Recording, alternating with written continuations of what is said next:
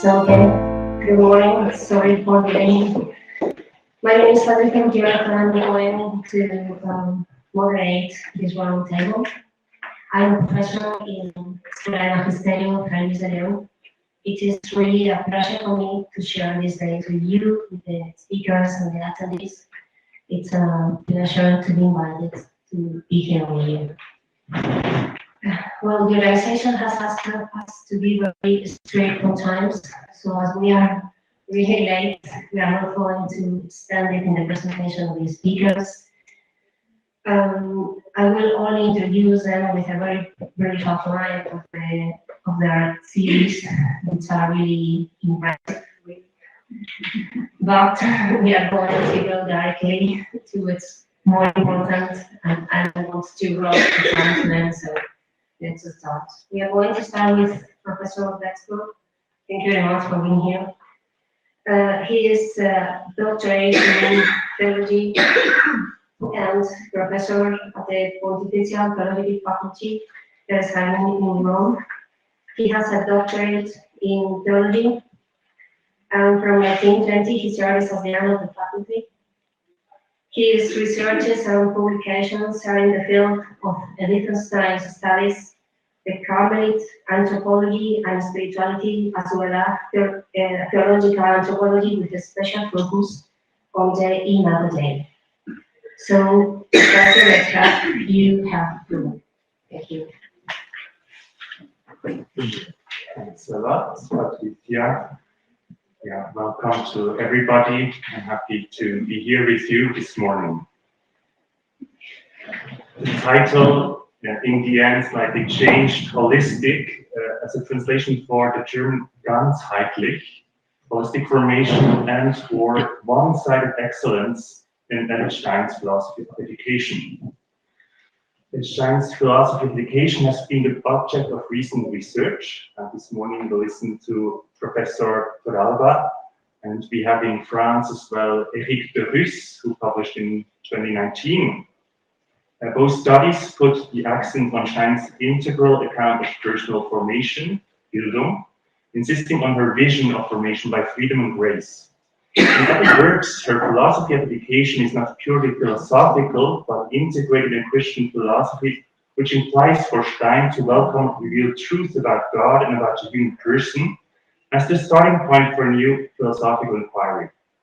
This means concretely that every formative effort is ultimately founded in consideration of the supernatural destination of every human person. In this contribution, I do not intend to elaborate a complete vision of Stein's theory of Bildung, but I simply want to focus on one question. Is a ganzheitliche formation to be preferred to a sectorial formation, or vice versa? To put it more precisely, should formation focus on the unfolding of the person as such, or should it mostly focus on the unfolding of specific capacities? Maybe for you the answer is already evident, but yeah, let's try to go into it. This question is closely related to Stein's conception of Lebenskraft, life power, which for her is essentially limited. This limitedness entails the limitedness of every human formation, so that the question of the formative direction becomes a major issue. Is there a choice to be made between a holistic or a sectorial formation? I will deal with this question in 3 steps. First, I will turn to phenomenological premises, and in particular, life power. And maybe that could be a missing element sometimes in accounts on formation.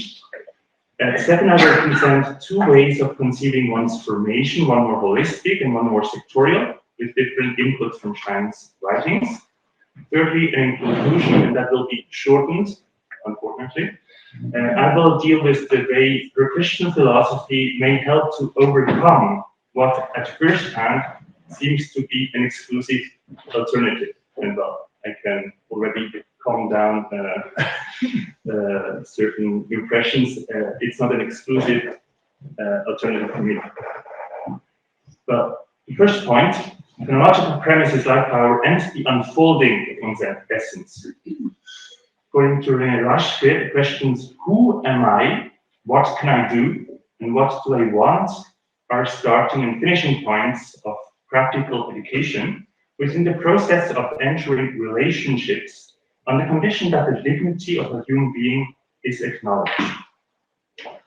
The questions refer to three distinct aspects of education: our essence or nature, motivation, and freedom.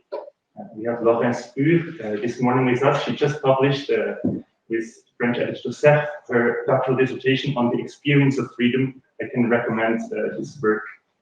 I'm just reading it, so yeah, just try to connect and ask Laurence about it. So the questions refer to essence, motivation, and freedom. Education requires that we deal with who we are as free and motivated beings, conditioned but not determined by our essence. I start with the first question, that is our individual essence as the necessary starting point of every formation. In Stein's view, Bildung does not only refer to the Entwicklung, the development of a human person, but to his or her Entfaltung, unfolding. If development indicates merely what a person becomes de facto in the context of external conditions and free acts, a person becomes from the inside out. That is, what from one's essence or personal core is lived out in one's concrete and contingent life. Such an unfolding of the person according to her personal core is per se unlimited. However, there are necessary limits to lifetime, circumstances, and life power. This last element, life power, is what I want to consider more closely. In her contribution to the phenomenological foundation of psychology, Stein explores the idea of a specific non-determinist type of causality, that is, psychic causality, which mainly relies on motivation and on life power. Motivation, according to Stein, is the law of spiritual life and indicates, in a given circumstance, what acting possibilities may understandably or reasonably be realized. Motivation gives the formative direction, but its realization depends on a certain amount of life power. Every single experience costs a certain expenditure in life power. Because every lived experience implies a conversion of indeterminate life power. However, as Stein claims, our life power is limited and even individually different. But again, the life power of single individuals is different, and surely not only according to their respective supply, but to the extent that the maximum of the one doesn't approach that of the other. In Stein's view, this individual difference in life power is linked to the person's essence, which he will consider later in potency that, as quale and quid. She insists on the individuality of the person's ultimate quale and suggests that it renders the quid, consisting in Erschlossenheit, openness, and force, individual as well. At first, it does not seem convincing to spiritualize or singularize one's force. Indeed, Stein speaks about life power as a quantum, and as such it can be related with genetic, hormonal, or physical features. However, the spiritual aspect is present when speaking about the Bekundung, the manifestation of life power in one's conscious life sphere and in lived experience. Freshness or fatigue are not simply lived as a quantum of force, but in a personal manner related to what Stein calls the unique quality of the person. So that is a really interesting point. Life power is understood as a quantum, but it's not measurable because it only manifests as a quality in one's lived experience. For example, in freshness or fatigue, which is not measurable. As such, life power is one, but this abstract consideration of a human person's power is to be specified. The distinction between sensory and spiritual is the most fundamental one, knowable by experience, for example, in the case of different types of physical or mental fatigue or freshness. Already in psychic causality, later in her philosophical anthropology, she refers to power as a key concept in order to manifest the body-soul-spirit unity of the human person. Maybe the most important point for our purpose is to highlight the role of life power in her phenomenological account of habitus. Life power is not only spent in different kinds of acts, but at the same time contributes to the formation of different psychic properties. Stein writes about splitted life power used for the formation of certain capacities. I quote, "In the effortlessness of experience, it comes to light that receptivity has split off from life power as a freestanding property. Given that life power is essentially limited from the point of view of the person's essence and of circumstances, not all psychic properties can be formed and lead to an effortless experience."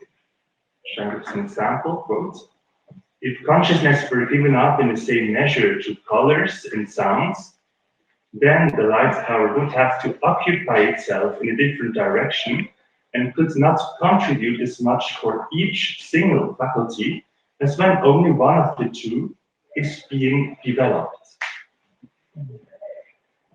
The idea here is that limited life power means limited formation of different psychic properties.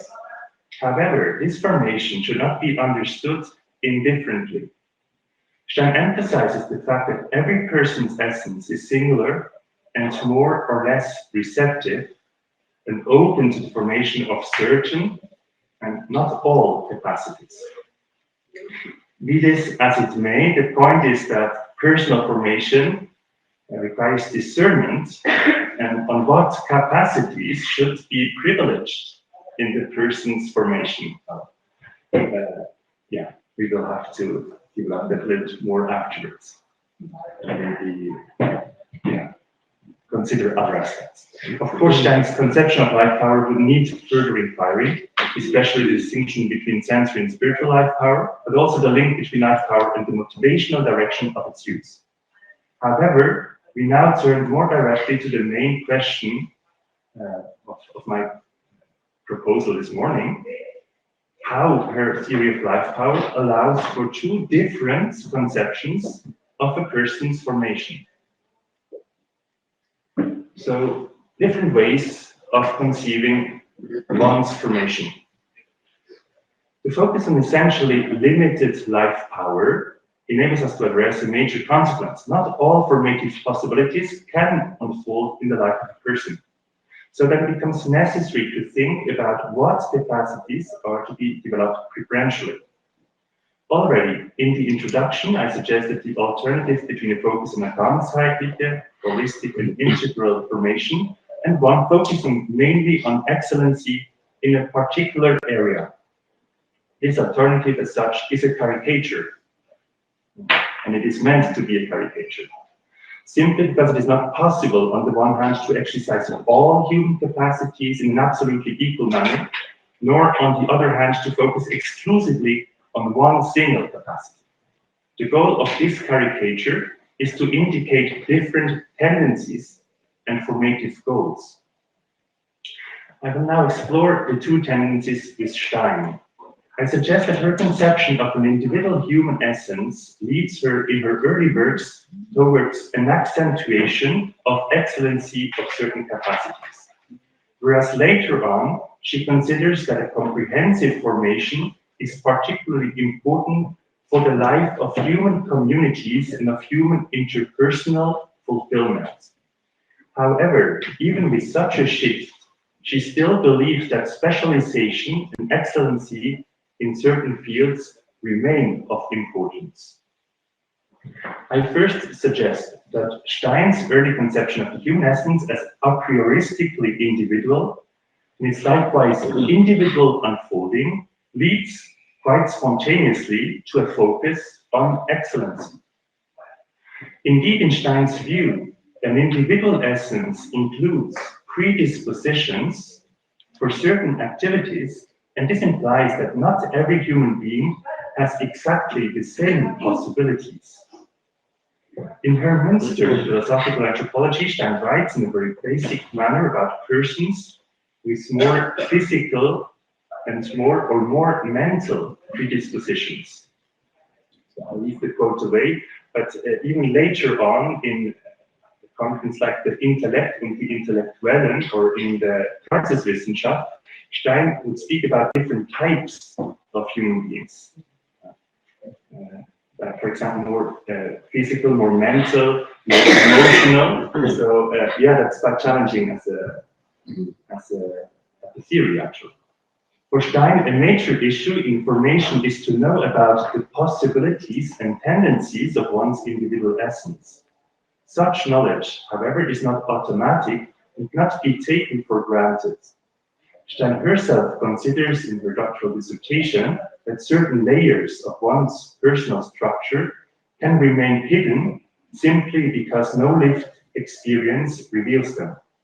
Quote, to him who has never seen a work of art, nor gone beyond the walls of the city, may perhaps forever be closed the enjoyment of nature and art, together with his receptivity for this enjoyment.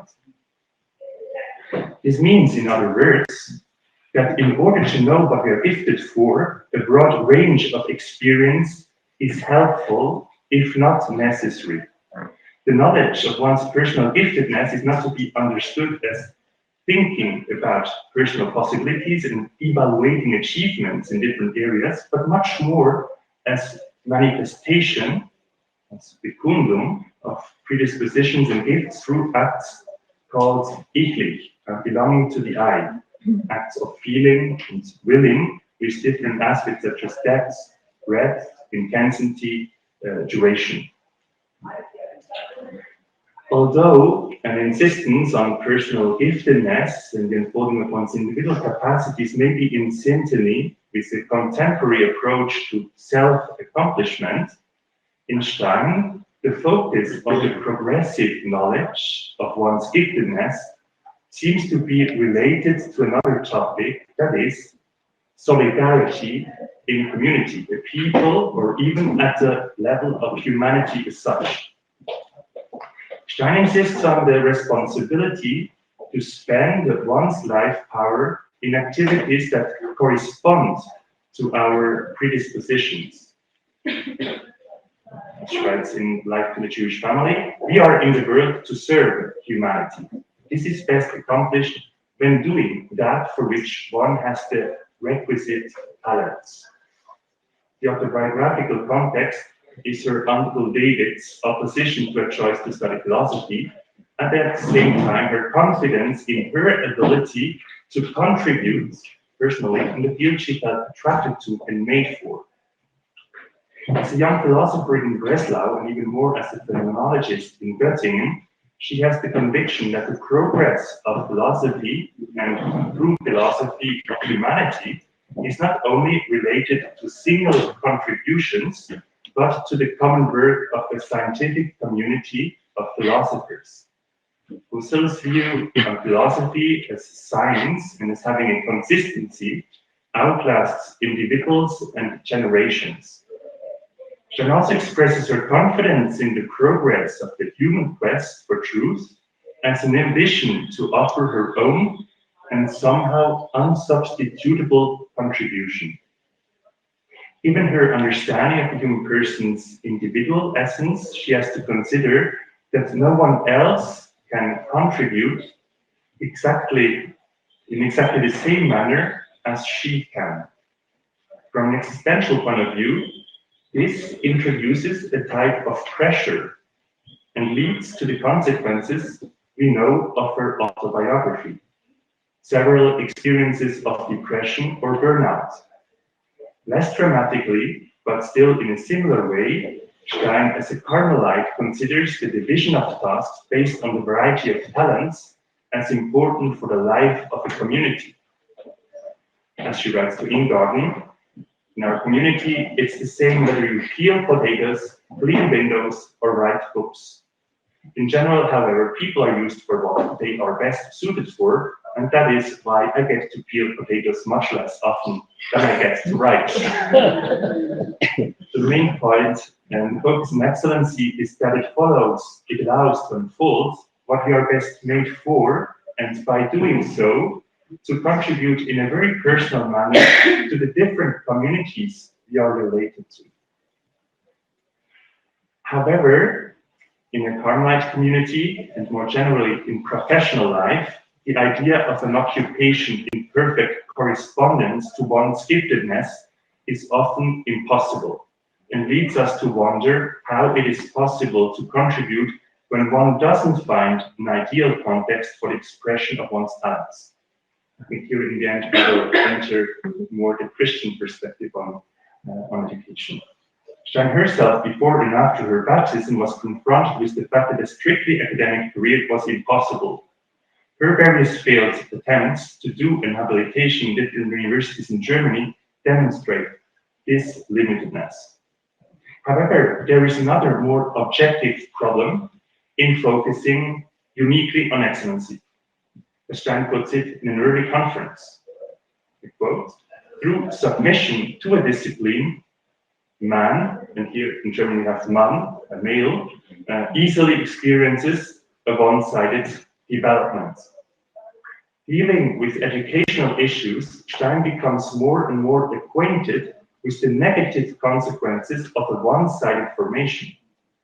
From the point of view of one's social life, it is more important to offer a complete and wide-ranging Bildung, focusing not only on single, for example, intellectual capacities, but on the formation of the human being as such. In the before quoted conference on the significance of women's intrinsic value in people, Stein speaks about what she believed to be women's generally more holistic approach. So I quote, in woman, there lives a natural drive towards wholeness and unity, Ganzheit und Geschlossenheit. And again, this drive has a twofold direction. She herself would like to become a complete human being, one who is fully unfolded in every way, and she would like to help others to become so. And by all means, she would like to do justice to the complete human being whenever she has to deal with persons. For Stein, the drive towards wholeness and unity is related to the specificity of women, that is their personal attitude and the vocation for partnership and motherhood. Of course, both as a partner and as mother, women need to have their own value and self-consistency. And of course, the drive towards wholeness is not exclusively for women, it simply seems to be tendentially for them, but more strong for them than for men. Does Stein's insistence on wholeness mean that specialization or one-sided development is a problem? The answer depends on the point of view. From the point of view of human achievements and work, specialization is necessary for the development of sciences. As we already pointed out, for Stein, the best thing would be if every person could unfold his or her specific giftedness. But from the point of view of personal relationships, one-sided development becomes a problem because it is not able to take into account the whole reality of a human person. In other terms, a holistic and integral approach to formation is needed for the construction of the human society. If we take the axiological priority of personal values over objective values, or sachliche Werte, if we take this axiological priority seriously, it is necessary to consider that a holistic formation is the condition for specialization and for the unfolding of one's giftedness. At the same time, Stein is aware that the drive for wholeness has its problematic side too. There can be, and I quote again, a perverted desire for wholeness and unity, a mania to know everything and thereby to skim the surface of everything and to plunge deeply into nothing. However, such superficiality can never be true humanity. Whoever controls a matter thoroughly stands closer to true humanity than he who never stands on firm ground. In other words, the focus on wholeness is not only the condition for in-depth specialization, but inversely, specialization can open the door to humanity. I hope that is a kind of our experience as philosophers or theologians. It is now obvious that in Stein's vision, the two ways of conceiving formation in a specialistic or holistic manner are not to be understood as exclusive alternatives. Indeed, true humanity seems to require a via media and an interaction between an integrated formation with some kind of specialization or unfolding of personal capacities. The expression true humanity can be a guideline for purely philosophical research, but in Stein's view, especially after her baptism in the Catholic Church, this expression cannot be separated from her Christian perspective, which will be the object of the last part now. So it will be a little bit shorter to remain in half an hour. And so I only want to focus on a quote of Edith Stein, I think truly interesting. Actually, it's in Finite and Internal Being, we find a quotation about eschatological fulfillment. And in a certain way, we could say that the limitedness of our life power, the limitedness of our human formation, in the light of eternity, becomes really understandable. So I quote the Finite and Internal Being in the last chapter. The individual human being's power is so limited that he or she has to pay for the highest accomplishments in one field by shortcomings or deficiencies in other fields. So that's the idea we already had in the beginning. And she uses it still at the end of her philosophical work. We may therefore assume that the perfection of the individual human being in the state of glory will not only free each human being from the impurities of its corrupt nature, but also unfold its as yet unfulfilled possibilities. Stein deals again with the question of excellence through the idea of highest accomplishments and its necessary negative consequences in other fields. She integrates this into a view of eschatology, and more specifically, that can amaze, let's call it a revisionist doctrine of the purgatory. Purgatory means purification through love after death in order to realize one's full capacity of communing with the triune God. But purification is only the negative side. Positively put, Stein considers death as the passage towards fulfillment of what has necessarily remained limited during one's lifetime. It might be legitimate to say that Stein's early ambition and tension to bring the very best out of herself is changed in a confident attitude that full unfolding will be realized in eternal life through grace and is not a merely human achievement. I think that can be existentially liberating to consider. 5 minutes left. Oh, yeah, maybe even less. So, okay, thank you. Thanks. Such a fulfillment is not to be considered as fulfillment of whatever the human essence is capable of, but only of one's individual essence. So we already spoke about it. We'll come back to it now. This becomes relevant relevance in the context of her conception of the mystical body of Christ, in which the members are not only distinguished by different function, as in the Pauline theology, but more fundamentally through their individual differences, so that self-accomplishment in isolation is excluded. The idea of interdependence, solidarity, and communion is essential to a Christian view of fulfillment, and it finally prioritizes holistic unfolding, related to individual essence, over excellency, related to a specific function or contribution.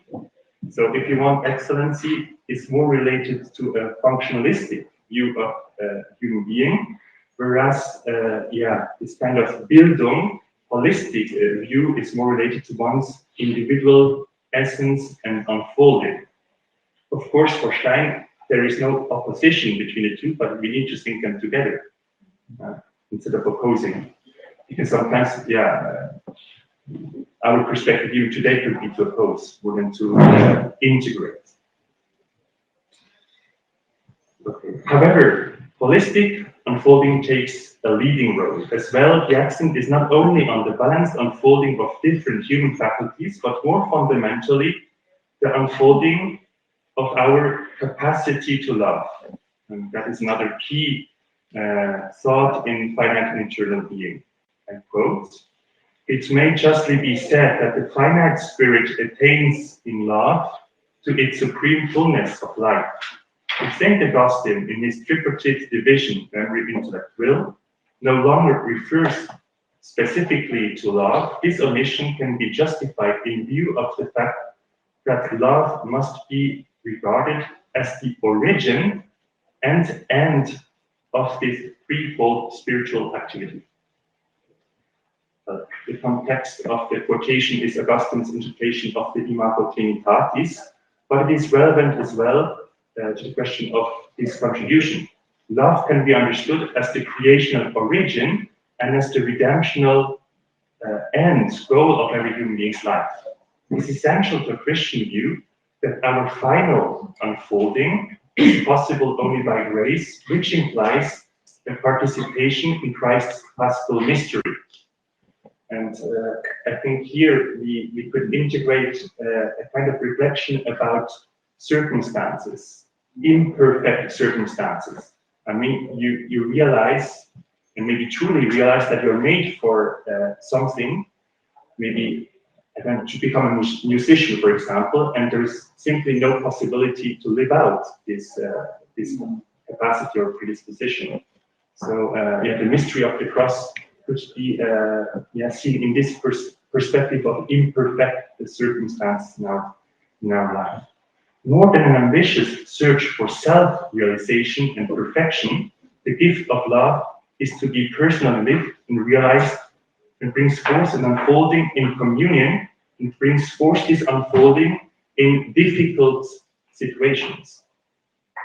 Being in Avila, where John of the Cross spent several years as confessor of the nuns, and especially of Teresa of Avila, in the monastery of the Encarnacion, I may quote his Dicho de Luz y Amor in the Spanish original. A la tarde te examinarán en el amor. So freely translated, the criterion of fulfilled and ganzheitlichen life is love. Thanks for your attention.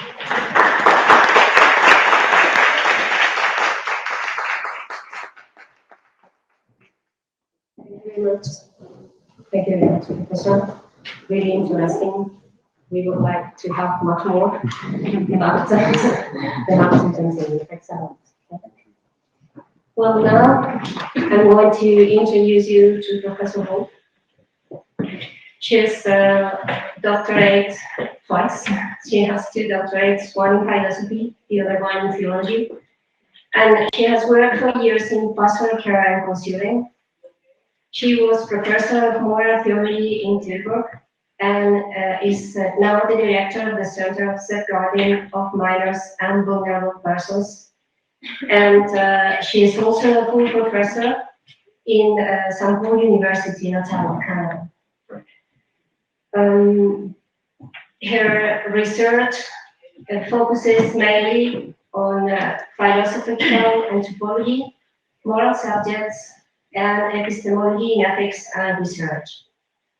Furthermore, she does research and publications on professional ethics.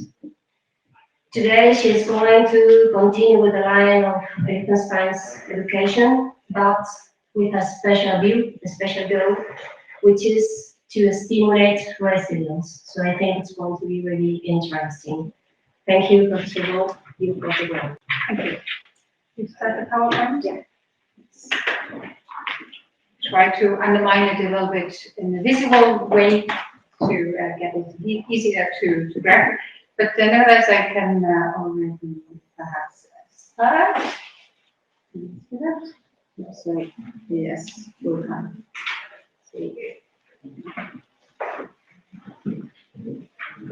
Yeah, yes. Yes. And start perhaps.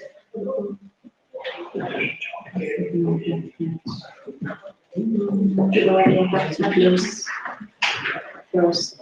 Okay. Difficulty with magnets, it makes it shorter to speak, but longer to stand.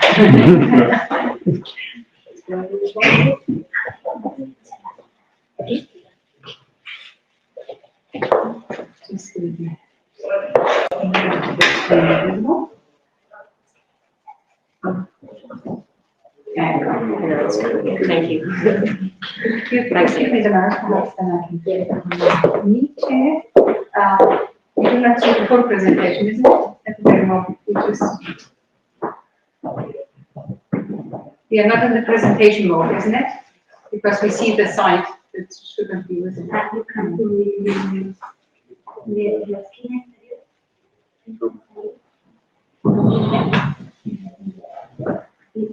The bottom on the right. Keep the middle, yeah, it's in the middle.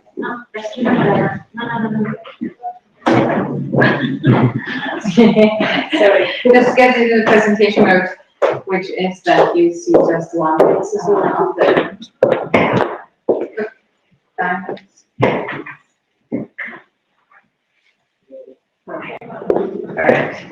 Thank you. So, towards resilience.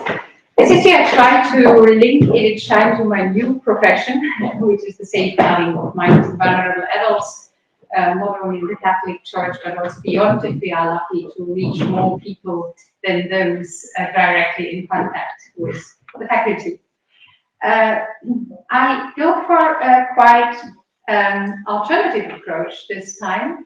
I've read so much of Edith Stein's philosophical and theological works and repeated and read it again, that I tried this time to focus on the letters.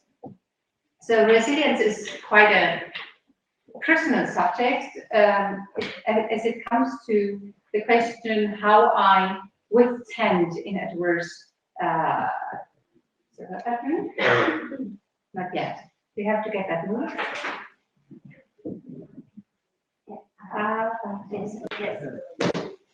Yes, that gives a full slide and doesn't give what it wanted, but okay, we get it.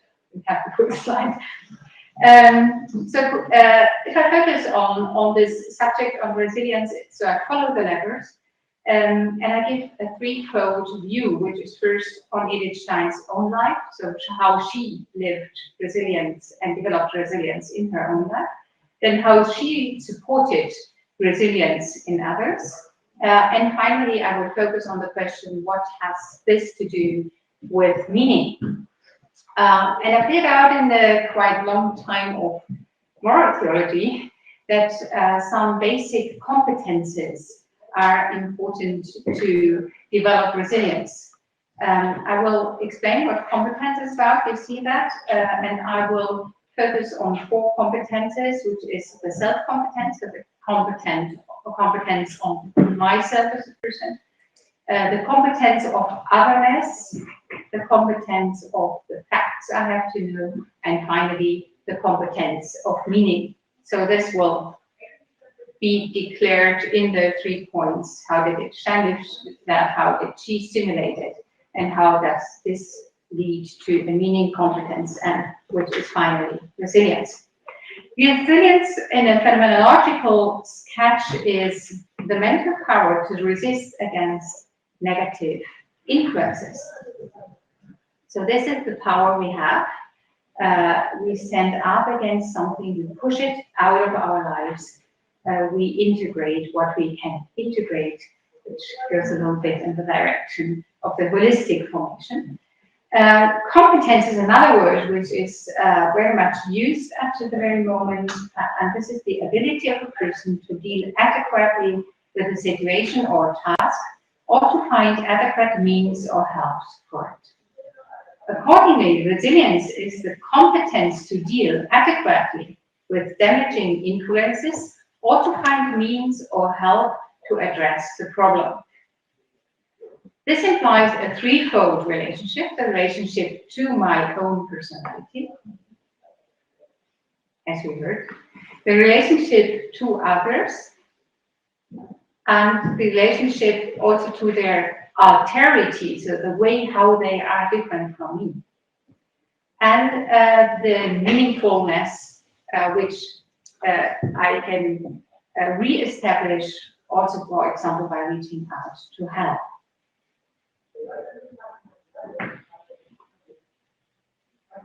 It's new technology here. So if we look at Edith Stein's resilience, we see that resilience is not a word which she uses in her writings. She has a term which would sound like being robust, robustness, strong, being resistibility to reject something, to get something out of your life. These two terms appear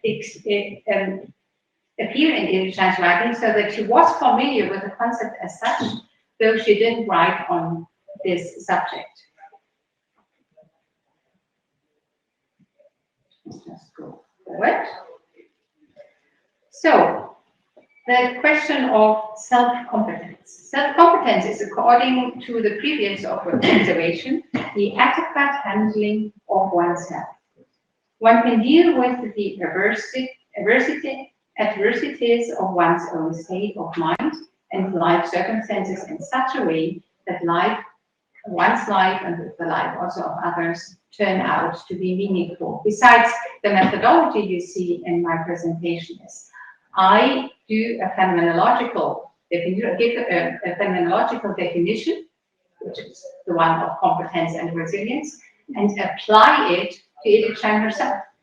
So this is one way how you can apply phenomenology. So I use her methodology in order to interpret her own living, which we do here. Edith Stein's self-competence. A little shifting on the slides I see. Okay, we will look at that. The basic of self-competence is a pronounced introspection and inner awareness of oneself. According to Stein, this leads to, quotation, serious self-examination. On this occasion, Stein becomes aware of her depressive side and signals to Kaufmann that she understands him. Depressive moods must not become robbing, she says. That makes the situation even worse. Stein knows that her nervous system is not very resilient, that she can nevertheless accomplish. That's a question of grace. You see how she refers to herself and her own. Good self-reflection is also the source of healthy self-distance. This manifests itself, for example, in humor. One thus also becomes aware of one's own character traits. For example, Edith Stein notes that she is shy on the one hand, but courageous on the other one. Stein is very self-critical. She thinks that she is overestimated if it, as she quotes, is by no means a saint, which turns out not to be true. She feels overtaxed in her scientific task. partly because she was excluded from a scientific collaboration for years. But Stein also knows that she sometimes fails in interpersonal contact because she is too critical of others and is therefore considered megalomaniac. Despite her intellectuality, however, Stein is emotionally very touchable. She stands by this and thus shows a deeply human quality. I can again go back to what we heard. Stein forms her own self-competence, but also thus the one of others.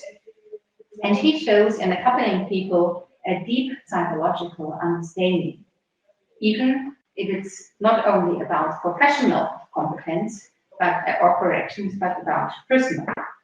Fritz Kaufmann points out to her that he should not expel himself from philosophical work, or else ask himself whether it really corresponds to his talents. Very concretely, she applies this. You must look at your talent, figure out, because this will give you the force to do what you really can do. And this leads to a real satisfaction in your work, but don't act against your natural vocation, because this will weaken your position. So Edith Stein goes also very deep in this argumentation with other persons, and that shows that she has a deep insight into the innermost being of others. She stimulates a multiple self-reflection on the character of somebody, of the possibilities of somebody, of the limits of somebody, of the talents somebody has. In another case, Stein encourages self-criticism of one's own motivation. She concludes, whatever your decision may be, I sincerely hope that it will turn out well for you. With this, she guides to a constructive meaning finding, because who knows, the meaning will not rise very like a parasitic to us. So this is, I think, a fault you see sometimes in herself, that she's picking herself up the others, which she shouldn't do, and gives this strong advice to teach them to do that, but to see the other one in what the other one can stimulate self-confidence. She tries to encourage people, even the ugly duckling learns to get hope for the future. This encouraging moment is even shown in the relationship to the famous Peter Wust, famous philosopher in that period, and she asked him to help more self-confidence.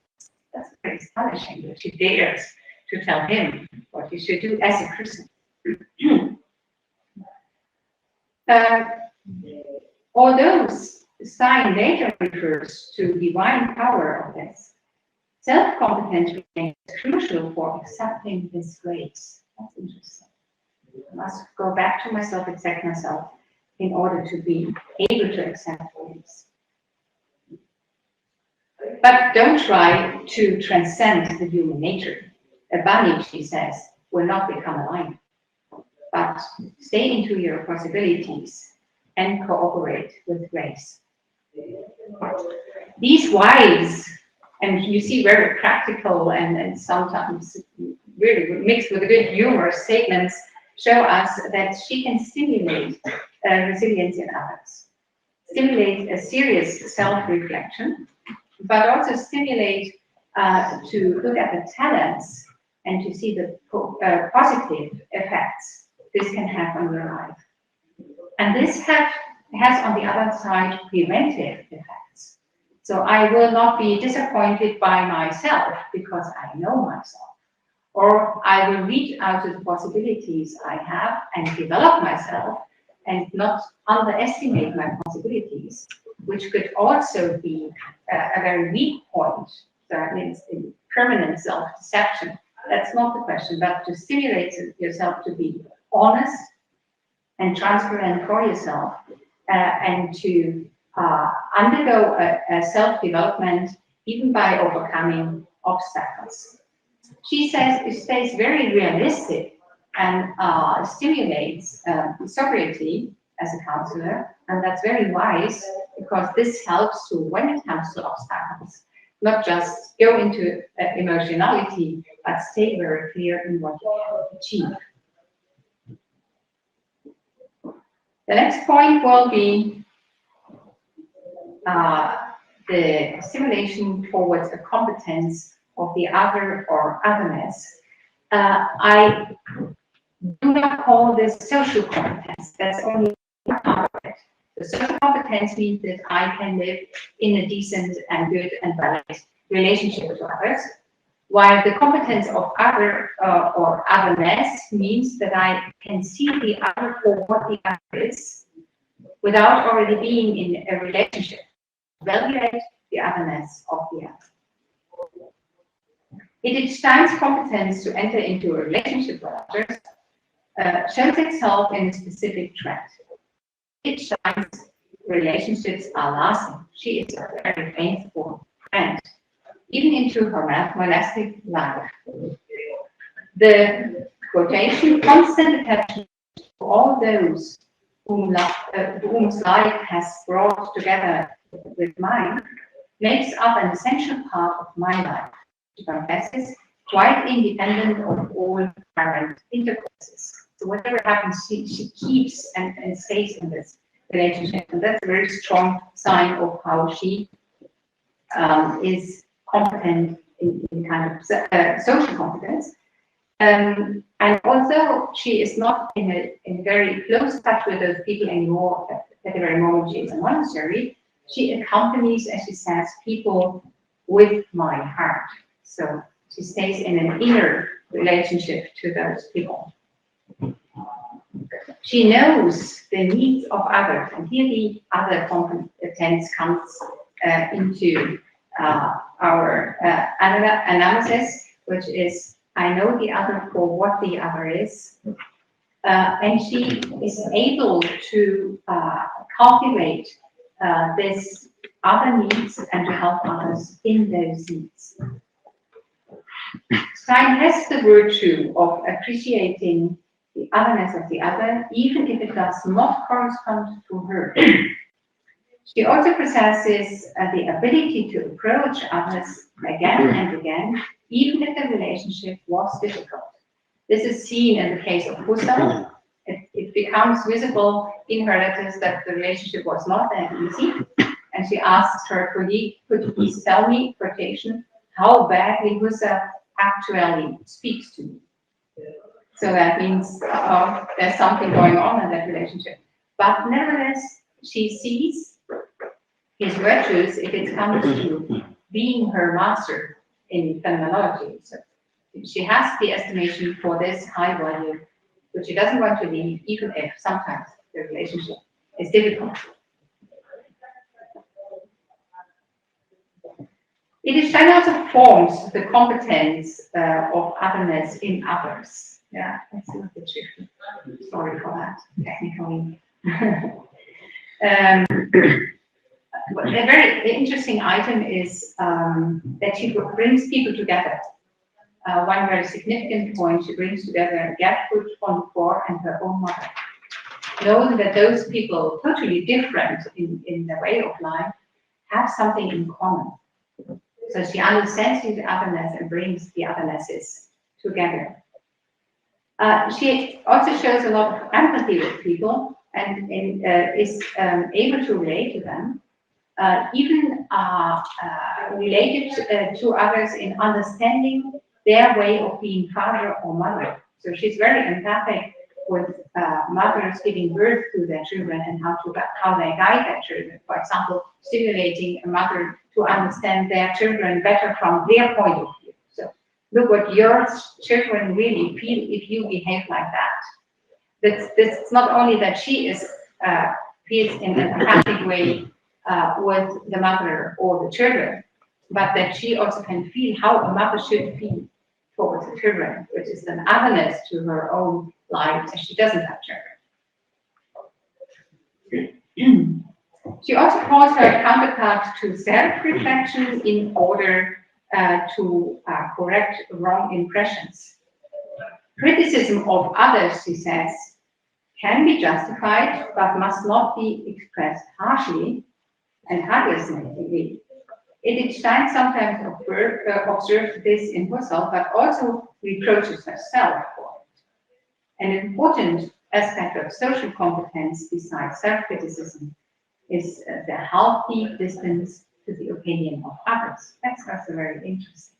The otherness can be the social relationship, but also the social distance.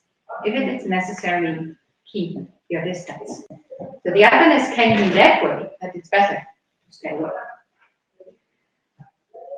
A strained relationship makes it necessary to be careful with each other and to have the courage to ask for understanding, even if there is only a misunderstanding or not and not real guilt. That means I can also ask for forgiveness if it's only a misunderstanding.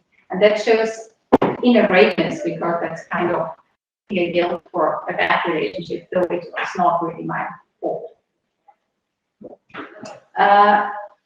She said that if I really live in a good and balanced relationship, jealousy and envy can be overcome.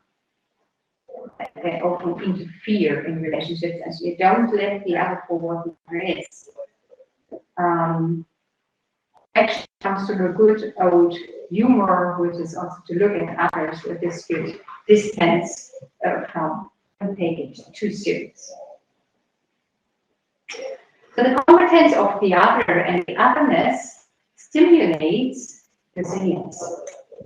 Edith Stein feels supported by her friends and tries to stay in touch with them. Friendship is something which must, in her eyes, remain. Even if it's sometimes difficult, you stay in contact, even if it's difficult to the life circumstances as she living in Canada. Stick to the others, stay in contact to the others, respect them in their otherness, and you will learn from and with the others. This is something which is very important in her to say. I am stimulated by the others. I can learn from them and with them, and precisely by them being other than I am. It's a very interesting reflection, which also, you see, stimulates this power to stay away from conflicts, because you try to learn with the other, then that means that even if it's a conflict, perhaps, you learn, and by that you are, this relationship is fruitful. So that's a wise thing to look at a difficult situation between human beings. Forgiveness, as she says, plays a very important role in this, that you are able to forgive others. It is better sometimes even forgive yourself if you were not in the best relationship to others. Genuine friendship is something which marks her life, and it's very visible that is something which gives her strong feeling of resilience in all the difficulties she is going through. The concept of facts is perhaps the easiest thing to say, because that's mainly the professional competence, which we see in Edith Stein. She gives a lot of professional advice to her colleagues. But to be honest, that's not the only competence she has. And that's interesting to say, because she always underestimates her practical competences. It's like, I have two left hands, as you say in German, I cannot work very practically, but it turns out that she can. And she's quite competent in that. If it comes to the scientific competence, it's clear that Edith Stein is beyond being questioned on that. And even her famous teacher, Edmund Husserl, so we saw that the prison relationship is sometimes conflicting, but when it comes to the professional relationship, he's very clear that she's competent. It was more difficult with Max Scheler, because he accused Stein even for plagiarism. So that's a very harsh thing to do. And each time kindly responds, we have a concordance in results. That doesn't mean that I took it from you. That's kind, but in the letters it turns out that she was very, very disappointed. And she wanted to collaborate with Sheila, but that was not possible. So, Stein is able to access her career, which is all very practical competence, in a clear and a career process in a clear way. She's very self-critical in this, but also sees that there are simply practical limits, practical boundaries, which, for example, made it impossible to have the habilitation done onto that full professorship. So it's disappointing, but judging the situation in a professional way helps very much to overcome this disappointment, because she could understand why this was the case. It was not that her thesis was bad, but the circumstances were bad. She was limited in that. If it comes to her very practical capacities, she proved that when she was serving in the Red Cross, and also later when she took care of Edmund Husserl or for consisters in the monastery. So I think she is underestimating her practical skills in this. On the other hand, she is then practical again if it comes to money worries, that she helps people with that.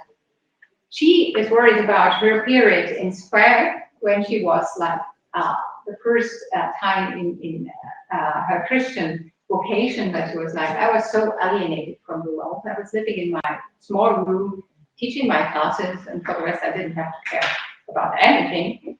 And she's self-critical about that and says, I just later got aware of the fact that I can live my belief also in all those very small practical tasks I have to fulfill. It's not only by prayer. So that's very interesting how she looks at herself. She regards herself as, quotation, ghastly optimistic if it comes to practical matters, if it comes to the view of the future, which could disappoint her when it doesn't turn out in a good way. But on the other hand, she very clearly sees how practical issues touch her family. As it came to persecution of her family, had to immigrate, lose their jobs, are separated from the children, or even experience danger of life. She was very clear about those issues and know very clearly where she was going to when it came to her head. Edith Stein also forms the competence of facts in others. And that is with via her professional advice, as we already saw, but also in very practical, difficult circumstances. She gives concrete hints how to overcome the difficulties. One young woman, for example, she stimulates to have a very sound education and to not run away when the conditions are not that positive. On the other hand, she also stimulates to respect one's own limits, especially the bodily limits, when she says, we are not pure spirits. There is no point in rebellion against them, which is the bodily circumstances. We have to accept that we are bodily bound and limited. This again shows her sobriety if it comes to these very practical questions. She had to learn it by herself, to be honest. She says it in one of those contributions when it's about her own views, that she went beyond her limits when she was writing about her thesis and had to pay for that. Her very practical advice is rooted in her practical experience. The competence of facts and resilience, I think that's easy to say, because the competenter you are in a matter, the better you foresee the difficulties to come and the clearer are the solutions you can find. This is true for professional competence, but also if it comes to very practical things to overcome limiting factors. Adversities as well as challenges have to be tackled appropriately in order to make progress. So this positive goal orientation, on the one hand, being very clear about the limiting factors, gives you the resilience you need in a difficult situation. All this leads finally towards a competence of meaning. The what does not yet clarify, and that's important, the why or wherefore. Motivation is decisive. So why do I do that? What is my goal when I'm reaching out to this challenge? It's easy to fall back here to Edith Stein's religious writings, but she also has this in her letters already as a competence to reach out to the deeper meaning of what is going on in herself and in her own life. She did not fall back to a religious background, but she was nevertheless able to recognize that there is one. Even in a possible suicide, she kept a deep hope for meaning. That was very open at that very moment. It was open that could have gone to the wrong direction. There must be something more. So this hope gave her a possibility to survive. What she also realizes is that it's meaningful to realize, to bring into being the very small, concrete values in your life. So something is evaluated not only, but also set into the world, brought into the world as a value. And this is something which realizes in very, very concrete and practical things. So this value orientation is not only to know a value, but also to establish one, to make one clear.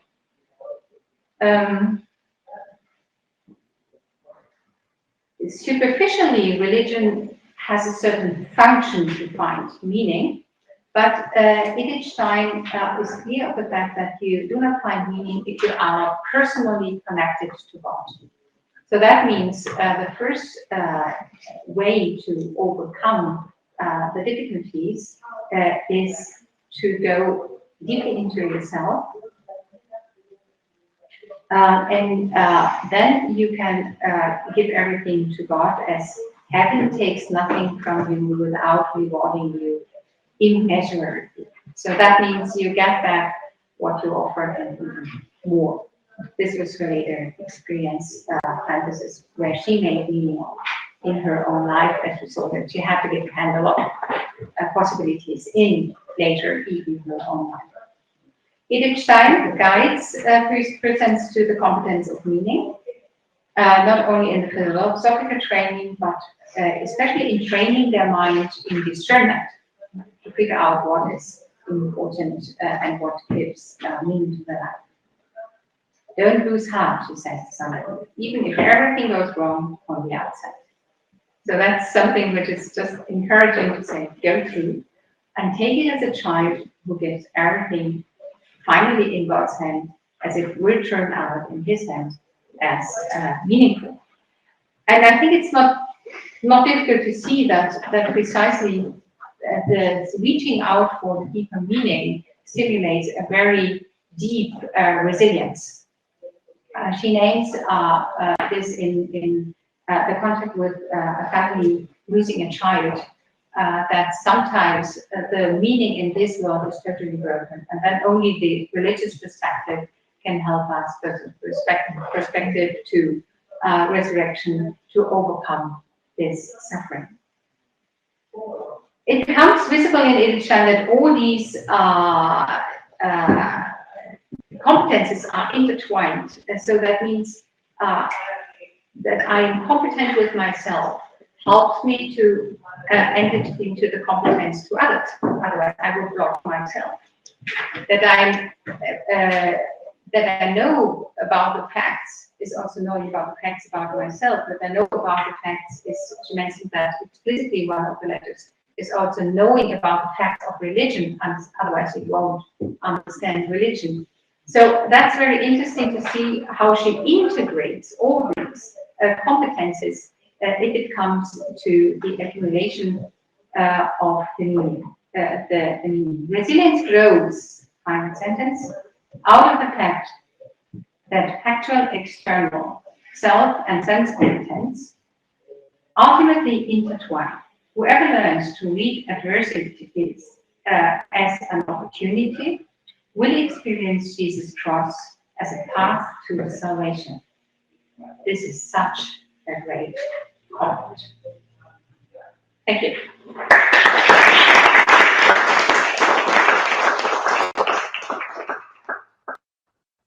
Thank you very much, Professor Paul. As usual, we'd like to continue listening to you and learning, but we have to continue. And now we are going to introduce you, Professor Paul. You see.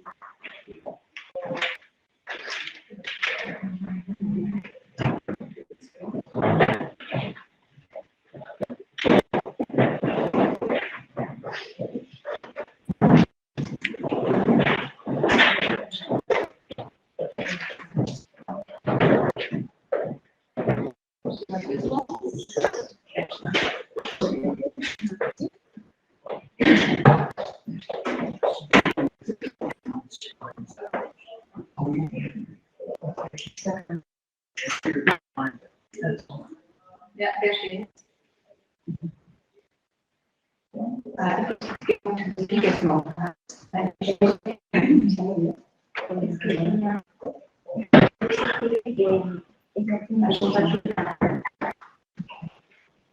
She should perhaps follow.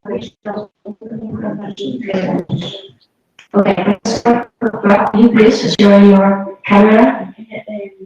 Okay, yeah, all right, yeah. We can see you, Professor. Thank you. Okay, so welcome, Professor Courtois. Well, Professor Courtois is a doctorate in moral theory. She is an assistant professor of theology at Benedictine College in Atkinson, Kansas, in the United States. She teaches classes in moral theology, bioethics, and theology anthropology. She's a member of the Vatican Dicastery for Culture and Education's research group. Her research interests and publications include biomedical ethics, technology ethics, and the sacramentally of the hospital. Today's presentation, she's going to talk us about Edith Stein's understanding of individuality to ethical questions concerning something so interesting nowadays as genetic therapies at the beginning of life and the relationship between disability and identity. Thank you very much, Professor Courtois. You've got the floor. Thank you. It's great to join you all at this conference. Hopefully you can hear me all right. Yes. Great. My presentation is on Unfolding a Gift of God, how Edith Stein's educational theology opposes the technocratic paradigm. In our contemporary setting, academia faces significant challenges to forming students as whole persons in light of advances in technology, particularly the growing capabilities of artificial intelligence. Students are tempted to form to new forms of plagiarism by the deceptive qualities and efficiency of AI technology. Evident problems arise in that these technologies offer an easy pathway for students to avoid character-forming aspects of assignments. Furthermore, deferring to these AI technologies too readily can further the influence of the technocratic paradigm in the area of education. The character of education that becomes feasible through AI is one based on efficiency, but lacks emphasis and personal self-understanding. I will draw a contrast between this vision of education and the one offered by Stein, who lifts up the attentiveness of woman to the particular. In a maternal spirit, the woman brings individuals together and desires union. In a world that tends toward distance on account of technology, maternal love has the audacity to venture forth to carry God into souls, use the phrasing of Stein, rather than to carry the individual individual into the digital other of anonymity. The key to responding to the advent of AI in education is to invite a motherly love into education. The technocratic paradigm not only permits a utilitarian vision of education that overlooks the orientation of education to personal vocation, but also perpetuates in students a distorted vision of the world as simply material to be controlled and put into service for one's own gain. Interestingly, in Edith Stein's Essays on Woman, where we encounter her vision for holistic education, the essential nature of woman is characterized as having qualities that present a direct contrast to the features of the technocratic paradigm. Though Stein does not herself use the term technocratic paradigm, her diagnosis of the vices and structures that challenge the formation of women are clearly evidence of this phenomenon and point to her fear for the technocratic paradigm's intergenerational implications. The gifts and virtues of women's schools are, in effect, presented as a remedy for the dangers of a technocratic era, and perhaps by extension, a key to redeeming technology to a proper relationship with humanity, the rest of the created world, and the divine. This paper will first demonstrate the connections between Pope Francis's portrayal of the technocratic paradigm from his encyclical Laudato Si and the threats and challenges to the nature of woman as described by Stein. Then features of feminine nature that contrast with the technocratic paradigm will be described. Finally, suggestions will be offered for a pedagogical approach that teaches both men and women to build a vision of the world based in charity rather than one based in objectification. Ultimately, Stein's educational insights aid to counter the harms of a technocratic educational system and help students to unfold their authentic selves. Further, in Stein and Laudato Si, we discover lessons of looking to one another, our families, our communities, and the truth instilled in the world as significant and powerful educators for the human person. To first turn to characterizing the technocratic paradigm. Educational systems that commodify students may reflect what Pope Francis characterized in Laudato Si as the technocratic paradigm, which involves perceiving nature as material to be controlled rather than creation to be loved. The technocratic paradigm involves a way of viewing the world such that all problems may be submitted to the power of technology. Technological application thus mistakenly becomes the assumed telos of all endeavors. In Laudato Si, Pope Francis explains how the technocratic paradigm can cause individuals to fall out of proper relationship with all of nature, including other humans. Technologies wield unprecedented power and dominance over humanity and the rest of creation. Francis warns against the assumption that all technological development is advantageous. Such power presents serious moral dangers to communal life and to spiritual well-being. Humanity becomes all the more vulnerable to exploitation, devaluation, and destruction. The technocratic paradigm conflicts with the reality of the dependency of all creation on God. The paradigm, quote, exalts the concept of a subject who, using logical and rational procedures, progressively approaches and gains control over the external object, end quote. Data-driven motives and the scientific method become the primary means of knowing and engaging with the world. Pope Francis points to the fact that even subtle decisions about how we wish to use technology open the gates to substantial ways in which technology will shape our societies and hearts. The impact is a narrowing of vision that prevents humanity from knowing the world as it really is and loving other creatures in accordance with the truth of their identities in light of God's love. A misguided educational system presents a particularly nefarious side of the technocratic paradigm, and it evidences deep intrusion into family life and ideas about the purpose of a human life. Now, new technologies that serve as educational resources place humanity in new moral territory. We are habituating ourselves to learning that is external to human relationship.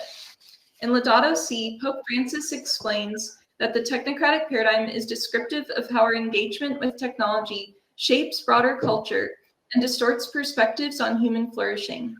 Francis calls for an authentic human development and integral ecology, terms which call for a cultivation of values that recognize and care for the interrelationships necessary for all flourishing. Technologization does not properly reflect the complexity of human relationships because it strives to simplify and make its object less human. Technology can overlook or abandon relationships within creation completely. Francis is concerned that we fail to see our natural environment as real and in need of love. This problem extends to how human perspectives of fellow humans also fail to see the wholeness of a person and the fittingness of the other for relationship without any further qualification. While it is to utilize technology to benefit humanity and to respond to the needs of the community, it is also important to remain attentive to the ways that technology shapes a society, ingrains habits among the family, and subtly mediates our engagement with the world. To create and to innovate is certainly a gift of human nature. Like other natural gifts, it can be used to help us to better know the love of God by actualizing this love to an extent ourselves. Just as God's own creation reveals his love, it is possible for our technological innovations to reveal our own love. Technoscience can reveal itself to be a particularly human way to love the world and to glorify God. Pope Francis acknowledges this positive potential in stating, technoscience, when well directed, can produce important means of improving the quality of human life, from useful domestic appliances to great systems, bridges, buildings, and public spaces. So, in the beauty intended by the one who uses new technical instruments, and in the contemplation of such beauty, a quantum leap occurs, resulting in a fulfillment which is unique and human. End quote. Yes, it is also possible for technology to become an end in itself, rather than utilized for the further end of seeking and participating in divine love. The telos of human life toward divine love can help to specify limits to technological use that does not facilitate this end. Without this further telos, technoscience can replace a vacuum of desire for human perfection can become lost in a maze of the accumulation of technological capacity. In this inversion of values, the human person serves, and to make the point more ominous, falls victim to the endless pursuit of technological advancement.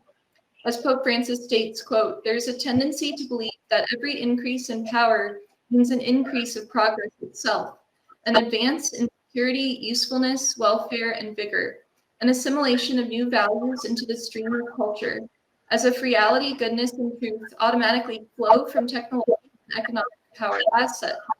The fact is that contemporary man has not been trained to use power well, because our immense technological development has not been accompanied by development in human responsibility, values, and conscience." End quote. We thus diagnose a vicious cycle. The human person is not prepared to adequately engage with technology in such a way that remains committed to specifically human values. Thus, the human is excluded by her own creation, which further disrupts and distracts human development. We must educate ourselves to lose understanding of reality. Though Edith Stein never uses the phrase technocratic paradigm, it is evident that she is aware of the degradation of human society on account of this phenomenon. Like Francis's own diagnosis, the indications of the technocratic paradigm are evident to Stein in the trajectory of human society and apparent in the challenges that arise from human nature.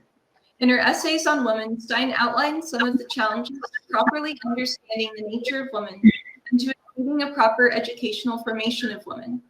Stein describes the impact of public opinion about the value and place of women during the Nazi regime. On the one hand, there is a failure to recognize the truth and reality of who women are. To this end, Stein describes, quote, "There is still a multitude of thoughtless people satisfied with the hackneyed expressions concerning the weaker sex or even the fair sex. They are incapable of speaking about this weaker sex without a sympathetic or often cynical smile as well. They do this without ever reflecting more profoundly on the nature of the working woman, trying to become familiar with already existing feminine achievements." End quote. Second, she also outlines the ways in which society tends to only value women to the extent that they satisfy biological reproductive needs. This brings to the fore the objectifying mindset that can only view another human person as a utility, as a means to secure one's own desires. Stein discusses how this leads to a limiting view of the role and potential contribution of women to society. Quote, "This romantic view is connected to that brutal attitude which considers women merely from the biological point of view. The woman is being confined to housework and to cooking. not only is violence being done to the spirit by a biological misrepresentation and by today's economic trends, but also by the materialistic and fundamental point of view of opposing groups. It is a callous disregard of woman's nature and destiny, end quote.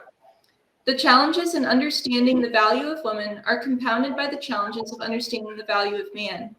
As Stein describes in her own exegesis of the creation narratives, on account of fallen human nature, all layers of human relationships are broken, including the human's interior relationship between body and soul, relationship with God, relationship with nature, and relationship between man and woman. This is especially evident in the ways in which the relationship between man and woman is marred by competition, struggle, and domination. The desire for increased control over the world and over one's own capacities gives rise to a changed view of education. Education becomes dissociated from reality. And writes, quote, even man's nature, this one-sided endeavor to achieve perfection, easily becomes a decadent aspiration in itself. Our desire for knowledge does not represent limits placed on it, but rather seeks by force to go beyond these limits. Human understanding grasp that which is not essentially hidden from it, because it refuses to submit itself to the law of things. Rather, it seeks to master them in arbitrary fashion, or permits the clarity of its spiritual vision to be clouded by desires and lusts. In the same way, the decay of man's dominion is seen when we consider his relationship to the natural riches of the earth, instead of reverential joy in the created world, instead of a desire to preserve and develop it. One seeks to exploit it greedily to the point of destruction, or to senseless acquisition, without understanding how to profit from it or how to enjoy it, end quote. In demonstrating the post-lapsarian brokenness that is evident in relationships between men and women, Stein notes the vices both particular to man and particular to woman. Interestingly, the vices that Stein attributes as often observed in the masculine nature are ones that resonate with the depiction of the technocratic paradigm, as Pope Francis characterizes it. Vices to dominate and to only view the world so as to serve utilitarian needs contribute to an inhospitable environment for invoking and cultivating the virtues of holistic care. The gifts of woman are overlooked and undervalued by a technocratic society and the masculine inclination to power and control. This renders it more difficult for man and woman together to be influenced by one another's virtues, to uphold another as co-collaborator for holiness, to be shaped by one another's influence. In speaking of the duties of humanity as a whole, in the following quote, we see a clear resonance between Stein's and Lozado C's visions. Quote, man can fulfill his most noble vocation, which is to be the image of God, only if he seeks to develop his powers by subordinating himself humbly to God's guidance. To be a finite image of divine wisdom, goodness, and power would mean that man would seek to know within the form and the limits ordained by God, to enjoy gratefully the glory of God as manifested in God's creatures, to help perfect creation in every human act as God intended. Man's non-serviam before God brings about in its turn his perverted relationship with all creatures, end quote. I will now turn to the ways in which human nature can serve to overcome the challenges of the technocratic paradigm. First, it is important to note that though Stein upholds an essential difference between men and women, this does not negate the possibilities that, quote, many women have masculine characteristics just as many men share feminine ones, end quote. We can assume that Stein here is referring to either virtues or vices. Further, men and women are meant to collaborate with one another, to learn from one another's virtues, to aid in rooting out one another's vices so that both can model Christ. Any personality differences that are frequently apparent between men and women are not meant to be a source of competition. It is not the case that a virtue that is more often encountered in women versus men, or vice versa, is an incidence of depriving one sex from the gifts divinely bestowed to another. Rather, the virtues that are evident in either sex are meant to benefit humanity as a whole, and they are meant to be held up as a model, a lesson in being human for the other to celebrate and procreate in their own way. Sexual difference is real for Stein and also accounts for the opportunity of one sex to serve in the role as icon to another, illuminating another angle of the Creator's infinite love and the creature's fulfillment of the call to loving being. They reflect the perfections of Christ in one another. The gifts of one sex offer the opportunity for the other sex to celebrate these distinctions, to humble oneself before the privileges and unique responsibilities of the other sex, and realize one's own limits and potential for fulfillment through relationship. Further, the even more fundamental difference at the level of the individual accounts for the most creative and personalized gift in return to the Creator. And each instance of a human individual reveals not only the capacities of one's given sex, but more precisely, charism gifted by a God to an individual called to a relationship with him that no one else is capable of mimicking. To follow Stein in her observations of traits frequently encountered among women does no harm to maintaining a fundamental notion of equal dignity between the sexes, and surely does not detract from the individual responsibility to reveal one's personal uniqueness and purpose. Even in her correcting in relation to the objectification of women, Stein turns to the preciousness of difference in the providential plan. Quote, "It does not seem to me that this means that woman was created only for the sake of man, for every creature has its own meaning, and that is its particular way of being an image of the divine being." And in contrast to the tendency of the technocratic paradigm to generalize and to objectify life, this must be countered by the opposite tendency, the gaze toward the particular and the investment in care for holistic being.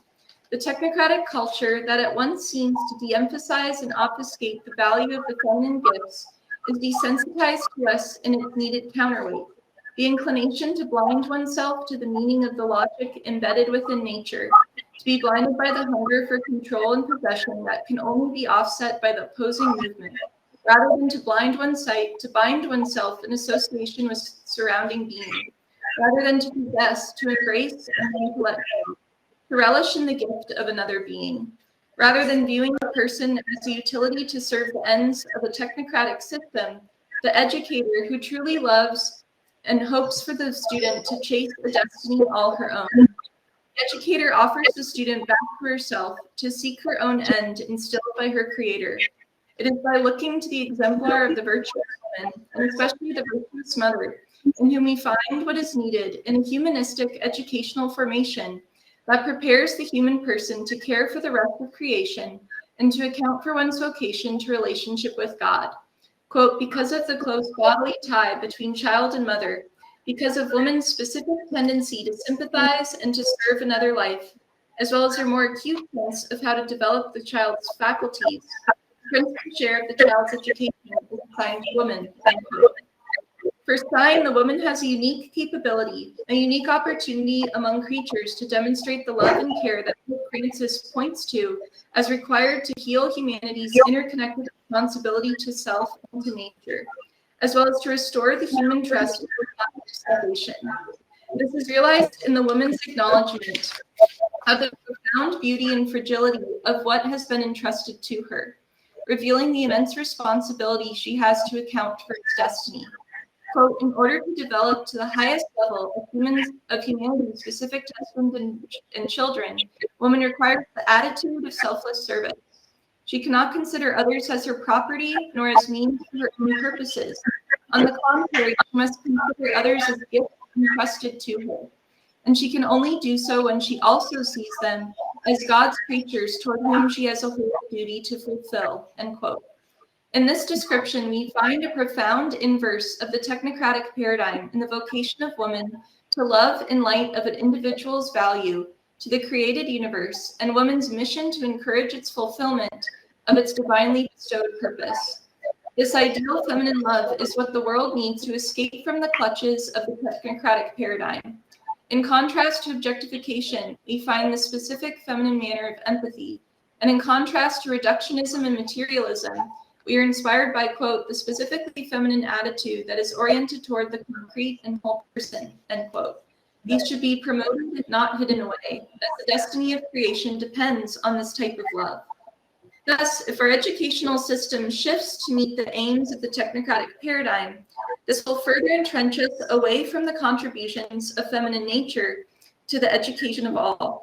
Education must awaken us to the world around us. Only then will we be capable of realizing the great moral formators who exist past the ChatGPT window and instead are alongside us in the day-to-day. Quote, an especially strong natural desire for spiritual nourishing values lives within the soul of woman. She is predisposed to love the beautiful, inspired by the morally exalted, but above all, she is open to the highest earthly values, end quote. To now turn to suggestions for a vision of education based on the contributions of Stein and Laudato Si, I wish to focus on the particular role of the family as first educators and mediators of all other forms of education.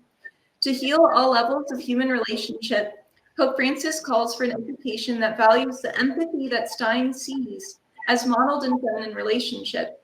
As Pope Francis describes the ideal education of uplifting solidarity, responsibility, and compassionate care.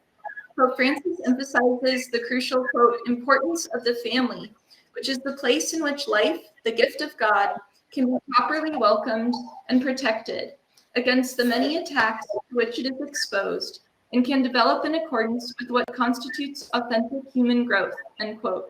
The woman is the main protector and advocate of the family, when Stein recognizes the responsibility that lies in how woman's primary vocation is maternal, end quote. It is only that we first learn to appreciate the world around us and hopefully acknowledge its beauty. Further, it is in the family that we first become aware of our uniqueness and our potential for individualized contributions of ourselves to a larger goal. Though families may not uphold this important responsibility for others, brokenness and suffering all the more highlights the hope for healing and the sacred families which families are called to cultivate. Further, families are not meant to be insular, but to turn toward the world, to mediate our engagement with it. In the family, we first learn to hone a different gaze than the one imparted by the technocratic paradigm. In our contemporary world, ways of knowledge sharing have been and continue to change. Where do we receive knowledge? The internet has been sharing. And though this has evident advantages related to efficiency and breadth of topical accessibility, it also imparts challenges. One may not be able to argue that this information sharing occurs outside of a relationship. Programmers, content directors, and other ordinary humans create this technology. Nonetheless, what remains a human relationship between digital consumers is certainly one that looks very different from a typical human relationship. The relationship is mediated and involves layers of separation. The information accessed online is impersonal, detached, dehumanized. It suspends on a screen before one's gaze. The knowledge of another is there, ready for the taking. The relational medium through which it is received is disembodied, disassociated. While digital interaction can offer a means for individuals to interact with one another who typically would not, this nonetheless entwines the technology with false promises. Any sense of intimacy or familiarity is diluted by the sheer fact that one is not actually interacting with the human. Here we acknowledge the foremost contrast between AI as paradigm educator and mother as paradigm educator. While the mother draws out the uniqueness of the individual, relying on AI can stifle uniqueness. Further, the ability of AI to offer immediate answers can distract from the interrelational resources around us that share wisdom and beckon us to find ourselves within the midst of other personalities. We find the difference between educational expectations based on ready ability and those that require an unraveling, a sustained, long-term witness, a patient love, a careful watchfulness, and an eventual bittersweet release of a student that enters into their own vocation of care, well-formed and ready. When one considers the vision of the educator, it can involve both an immediate scope of the kind of student an educator would like to produce, as well as persistent scopes as to what an educator wishes for a student to attain. In other words, an educator's expectations can influence how they approach a student in the present and what exactly they wish from the student in the future. Pope Francis and Amoris Laetitia has emphasized the significance of the imagination in the vocation of parenthood. Quote, a pregnant woman can participate in God's plan by dreaming of her child. You can't have a family without dreams. Once a family loses the ability to dream, children do not grow. Love does not grow. Life shrivels up and dies. So too are dreams important in the area of education. Yet, what dreams in particular align with God's plan? To impose expectations on a child reflects something contrary about the place of parental or educator dreams.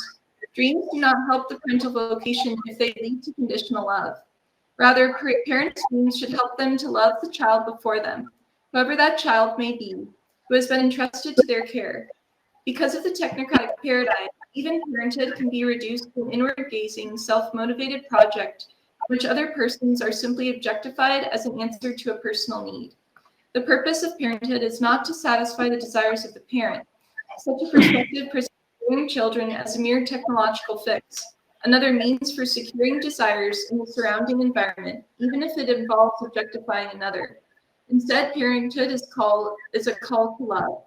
Pope Francis writes, quote, "It is important for a child to feel wanted. He or she is not an accessory or a solution to some personal need. We love our children because they are children," end quote. Thus, even dreams have moral implications to the extent that they reveal how one regards another person. They can reveal whether one merely views another as a means to a personal goal or good that may be secured, or dreams can reveal that one seeks for another his or her highest fulfillment. Using another as a means is the most sinister inversion of the mercy exemplified by God. Anticipations can interfere with loving a person as she or he stands before the subject. Desiring a different type of existence can discourage a love for the being as encountered. An unfair expectation can turn into a faulty desire for a student to be someone who is not. Dreams such as these fail to constitute true love. A student should not be obligated to serve society's needs, as might be expected from technological machinery. Yet this presumption is admitted when student science is replaced by the output of AI. Rather, a student is an unfolded being that exists through a divinely gifted telos. Stein describes an alternative type of relationship with a child as she considers the love offered by a mother. Rather than expecting a student to serve one's own needs, the world around the subject calls out of that subject a loving service, including to the student. Quote, "In order to develop the highest level of humanity specific to husband and children, one requires the attitude of service. Of each degree is their spiritual development, and woman's supernatural vocation to enkindle in the hearts of her family the heart of blood of God, or once intended to fan them into greater blessings." End quote. When Stein refers to women specifically in this passage, the duty extends to all people. Ultimately, the responsibility of an educator is to call to mind that the student is loved by a creator, a truth evident by the very fact of the student's being. The goal of education is to make space for this love for the young person to return to God. A student is a gift that the educator has an opportunity to love in such a way that it calls a new type of holiness from them both. More than a duty arises at the encounter of the other. Rather, a desire arises that aligns with God's own. It is a challenge to determine how to live out this responsibility from day to day. This moral challenge to seek the adequate Christian gaze requires reference to the exemplar of Christ. This gaze is meant to model the gaze of the loving Savior. Pope Francis reflects on Christ's gaze, quote, "With moving tenderness, he would remind them that each one of them is important in God's eyes. Look at the birds of the air. They neither sow nor reap, nor gather into barns, and yet your heavenly Father feeds them." End quote. This contrast the great gaze instilled by the technocratic paradigm. The model of woman as maternal educator is able to draw out our uniqueness from us, to encourage us to impart our personal stamp of love in all that we do and to chase our calling. The example of feminine love can challenge a homogenizing tendency of new technological advances in education and replace this progress with the function of authentic self-gift.